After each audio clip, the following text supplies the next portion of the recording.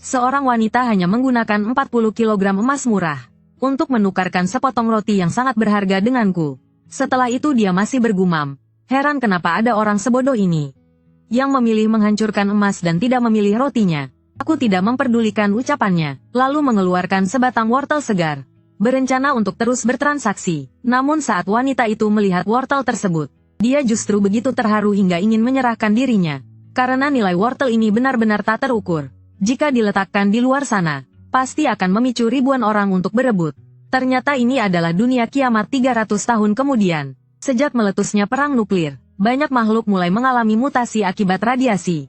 Muncul berbagai monster pemakan manusia. Populasi dunia dengan cepat menyusut hingga 90%.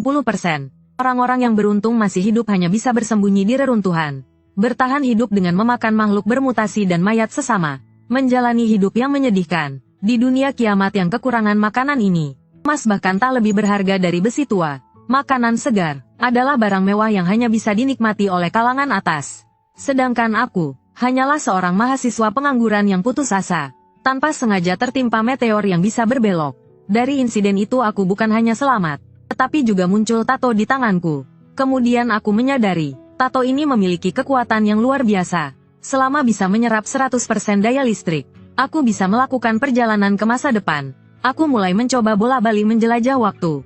Tapi suatu kali aku terlalu memaksakan diri, dan secara tak sengaja melompat ke 300 tahun kemudian. Kota di sini telah menjadi reruntuhan. Monster pemakan manusia berkeliaran di mana-mana. Aku ketakutan dan ingin segera kembali. Tapi daya listrik pada tato itu sudah habis. Aku harus mencari tempat untuk mengisi daya terlebih dahulu. Tak lama kemudian, aku menemukan sebuah pondok kecil yang terlihat aman. Pondok itu dikelilingi oleh tembok tinggi. Aku mencoba berteriak beberapa kali tapi tak ada jawaban. Aku pun memanjat tembok dan masuk ke dalam rumah. Namun begitu aku masuk, sebuah tangan langsung mencengkeram betisku. Refleks. Aku menendangnya keras. Barulah aku sadar bahwa yang kutendang adalah seorang wanita cantik. Dalam keadaan setengah sadar, wanita itu terus mengeluh kehausan. Mendengarnya, aku segera mencari di dalam ransel. Untungnya sebelum datang ke sini aku membawa banyak persediaan. Setelah minum, wanita itu kembali mengeluh kelaparan. Jadi aku memberinya makanan kaleng yang kubawa. Kupikir setelah menyelamatkannya seperti pahlawan, dia akan terharu dan menyerahkan diri padaku. Tapi setelah pulih, hal pertama yang dia lakukan adalah mengikatku, dan menanyai dari mana aku mendapatkan semua persediaan itu. Aku menjawab bahwa aku mengeluarkannya dari saku. Baru saja aku selesai bicara, wanita itu langsung menginjak bagian pentingku. Dasar bocah, kamu tidak jujur ya? Cepat katakan yang sebenarnya pada ibu ini. Dari mana kamu mendapatkan semua persediaan ini? Karena ketakutan, aku langsung meledak marah, dan berteriak pada wanita itu. Jangan menakut-nakuti bagian pentingku. Begitukah caramu memperlakukan penyelamat hidupmu? Mendengar itu, wanita itu pun merasa tindakannya memang agak keterlaluan. Akhirnya dia menarik kembali senjatanya. Melihat itu, aku segera menjelaskan bahwa aku datang dari utara, dan tidak memiliki niat jahat. Aku datang ke sini hanya ingin menukar beberapa persediaan. Aku memberi wortel dari dalam celanaku sebagai hadiah perkenalan. Setelah mendengarnya, wanita itu langsung mengambil wortel itu dan melahapnya dengan lahap. Bagaimanapun juga, sudah lama dia tidak makan sayuran segar seperti ini. Melihat reaksinya yang begitu gembira, aku pun tersenyum dan berkata, aku masih punya banyak makanan dan sayuran segar. Jika bersedia, aku bisa memberimu 10 kaleng makanan setiap bulan, sebagai imbalan untuk menjadi pengawalku. Dan aku juga akan menyediakan makanan 3 kali sehari untukmu. Dengan tawaran semenarik ini, tentu saja wanita itu tidak akan menolaknya. Setelah itu, dia memperkenalkan dirinya sebagai Sun Jiao, dan memberitahuku bahwa kota ini sangat berbahaya. Karena pengaruh radiasi nuklir, beberapa zombie bahkan mengalami mutasi, dan berubah menjadi monster raksasa. Untungnya, mereka biasanya hanya keluar untuk berburu di malam hari. Sebagai tanda terima kasih padaku, dia memberiku satu-satunya barang berharganya, sebuah jam tangan. Setelah aku memakainya, tiba-tiba muncul layar virtual, yang menampilkan semua tanda-tanda vital tubuhku, dan juga nilai radiasi di lingkungan sekitar. Teknologi canggih seperti ini pasti sangat bernilai. Jika kubawa kembali ke dunia nyata, pasti akan menimbulkan kehebohan. Namun jika sembarangan membawanya untuk dijual, pasti akan menarik perhatian orang, dan menimbulkan masalah yang tidak perlu. Sementara emas sama sekali tak berharga di dunia kiamat, dan justru paling mudah diuangkan. Aku pun segera memberitahu Sun Jiao, bahwa aku ingin dia membantuku mencari emas. Sun Jiao tampak bingung setelah mendengarnya. Karena setelah ledakan nuklir, emas, perak, dan perhiasan adalah benda paling tidak berguna. Tak ada seorang pun yang menginginkannya. Aku tidak menjelaskan lebih lanjut. Aku memberikan sepotong roti padanya, lalu mengeluarkan satu kaleng makanan sebagai imbalan. Melihat itu, Sun Jiao langsung terharu. Di tanah ini, aku sudah terlalu sering melihat bajingan yang membunuh sesamanya demi makanan. Bahkan aku juga pernah bertemu dengan bandit kanibal yang ingin memasakku jadi daging tumis. Tapi laki-laki ini adalah orang pertama yang mengkhawatirkanku kelaparan. Sarapan juga penting, kan? Apa kalian tidak biasa sarapan? Tidak sarapan bisa bikin sakit mah. Loh. Pokoknya intinya, makan pagi bisa bikin badanmu lebih bertenaga. Terima kasih. Ya, apa yang kamu bilang? Tidak ada apa-apa, aku akan berusaha semaksimal mungkin menemukan emas di brankas bank. Tapi membawanya ke sini mungkin akan lebih sulit daripada menemukannya. Itu pasti jauh lebih rumit. Tidak perlu memaksakan diri. Utamakan pengintaian dulu. Aku perlu tahu kondisi medan dan tingkat bahayanya. Serta lokasi pasti emasnya. Cuma itu saja, ingat untuk kembali sebelum gelap. Tenang saja. Makhluk bermutasi di malam hari sangat banyak. Aku juga tidak ingin berada di luar saat itu. Setelah semua siap, Sun Jiao pun pergi meninggalkan tempat ini. Sementara itu, saat Sun Jiao keluar, aku menggunakan generator untuk mengisi penuh daya tato itu. Lalu kembali ke dunia asal. Aku mengosongkan seluruh isi kulkas di rumah dan membungkus makanannya.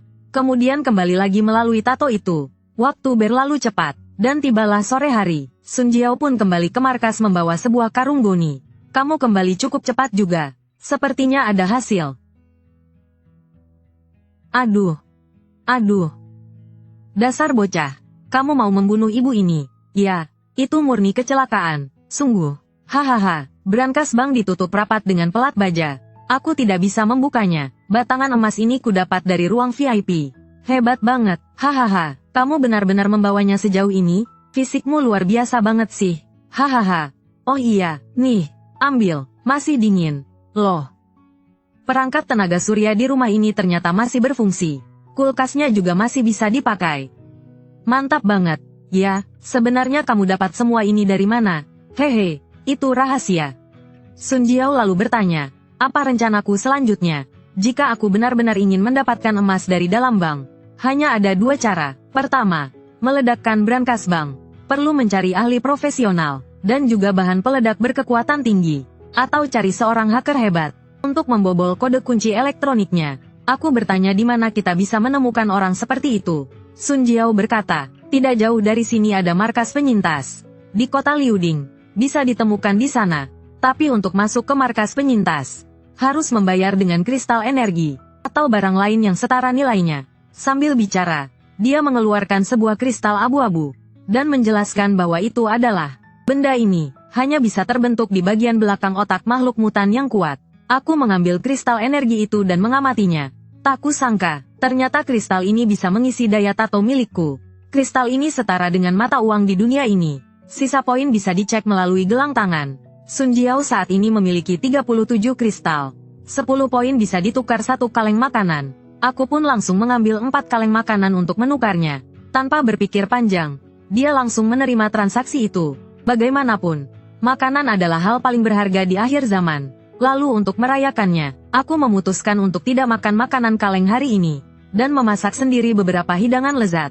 Tak disangka, sepiring telur orak-arik tomat yang sederhana bisa membuat Sun Jiao terharu hingga meneteskan air mata. Dia hampir ingin langsung bersamaku. Sejak lahir, dia belum pernah makan masakan seenak itu. Lalu aku mengeluarkan beberapa botol bir. Setelah minum 2 botol, dia langsung jatuh cinta pada rasanya. Dalam suasana yang hangat, aku dan Sun Jiao menjadi semakin dekat. Kami menghabiskan malam yang berkesan bersama. Malam pun berlalu dengan cepat. Keesokan paginya, Sun Jiao tampak segar dan ceria. Sementara aku merasa lemas. Setelah beres-beres, kami segera menuju markas penyintas. Sepanjang perjalanan, dia mengajariku banyak hal tentang penggunaan senjata api, dan juga teknik bertarung. Sun Jiao, apakah makhluk mutan itu akan menyerang kita? Tenang saja, jangan takut. Tidak semua makhluk bersifat agresif. Misalnya tikus, meskipun ukurannya besar, secara naluriah mereka masih merasa takut terhadap manusia. Ada juga kecoa, meskipun penampilannya menyeramkan, tapi karena pola makannya, mereka tidak akan menyerang makhluk hidup. Makhluk asing biasanya tidak aktif di siang hari. spora mutasi yang menempel di bagian belakang kepala mereka, membutuhkan lingkungan stabil untuk melakukan fotosintesis. Cukup mengejutkan. Ya, inilah alasan mengapa makhluk asing ini tidak mati kelaparan selama bertahun-tahun. Yang perlu kita waspadai adalah makhluk karnivora. Mereka biasanya memangsa makhluk mutan tingkat rendah lainnya. Namun jika bertemu manusia, mereka juga tak akan pilih-pilih makanan. Dan juga, jika ada manusia yang mengarahkan senjata ke arahmu, jangan ragu, langsung tembak saja. Saat kami sedang berbicara, tiba-tiba terdengar suara ledakan dari kejauhan. Melihat itu, Sun Jiao langsung berlari ke arah ledakan itu. Saat itu terlihat sekelompok orang sedang bertarung melawan monster setinggi 10 meter. Pertahankan tembakan, lemparkan amunisinya ke sini, cepat. Amunisi, aku butuh amunisi sekarang. Semua, serang bersama, fokuskan tembakan. Aha. Cepat tembak, kita tidak bisa menahannya lebih lama.